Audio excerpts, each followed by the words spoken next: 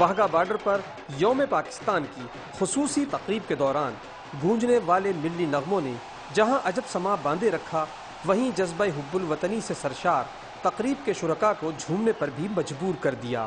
اس تقریب میں خواتین، بچوں، جوانوں اور بوڑھوں کی بڑی تعداد نے شرکت کی۔ پریڈ کے موقع پر حاضرین نے پاکستان کا مطلب کیا، لا الہ الا اللہ اور پاکستان زندہ باد کے نعرے لگائے۔